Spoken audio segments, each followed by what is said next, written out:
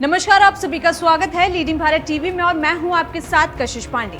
Samajwadi party के मुखिया अखिलेश यादव ने बुधवार देर रात ऐलान किया है कि यूपी की 9 सीटों पर होने वाले उपचुनाव में इंडिया गठबंधन के सभी उम्मीदवार साइकिल चिन्ह पर ही उतरने वाले हैं। इस ऐलान से पहले कयासबाजी लगाई जा रही थी कि सपा और कांग्रेस के बीच में सीट शेयरिंग को लेकर कोई सहमति नहीं बन पा रही है।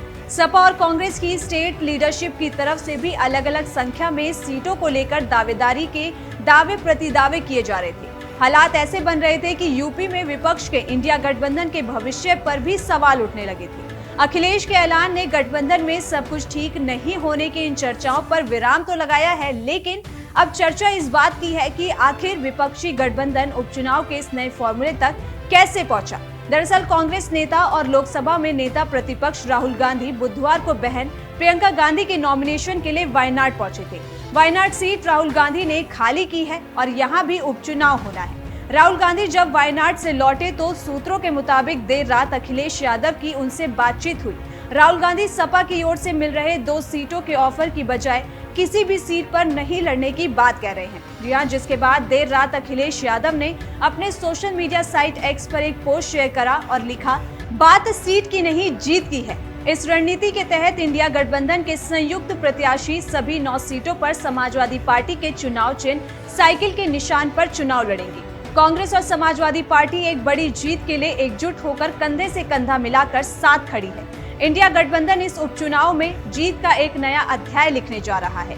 कांग्रेस पार्टी के शीर्ष नेतृत्व से लेकर बूथ स्तर तक के कार्यकर्ताओं के साथ आने से समाजवादी पार्टी की शक्ति कई गुना बढ़ गई है।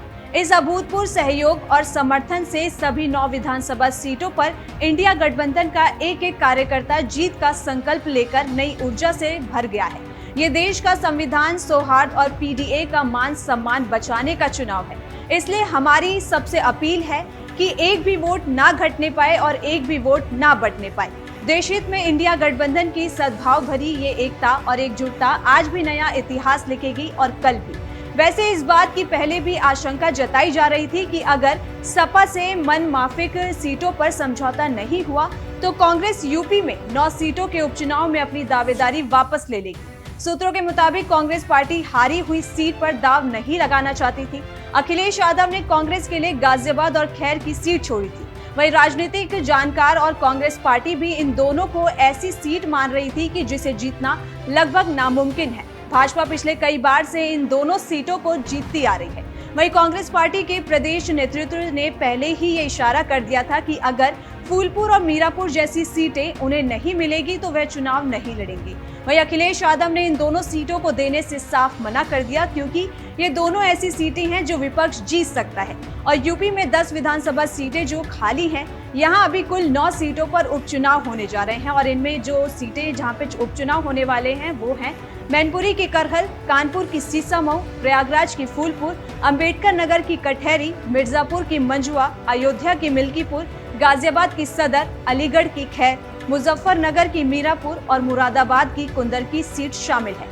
अभी मिल्कीपुर सीट पर चुनाव की तारीख का ऐलान नहीं हुआ है और ऐसे में उपचुनाव जो होने वाले हैं वो 13 नवंबर को होंगे, जहां पे सब वोट डालेंगे और इन सभी सीटों पर नतीजों की घोषणा 23 नवंबर को होगी। अब देखना होगा कि आखिर अखिलेश यादव और राहुल गांधी का ये गठबंधन कितना दूर तक चलने वाला है। आपके इस मुद्दे पर क्या राय है, कमेंट सेक्शन में हमें जरूर बताएं। इस तरह की देश और दुनिया की तमाम बड़ी खबरों के लिए देखते रहिए लीडिंग भारत टीवी।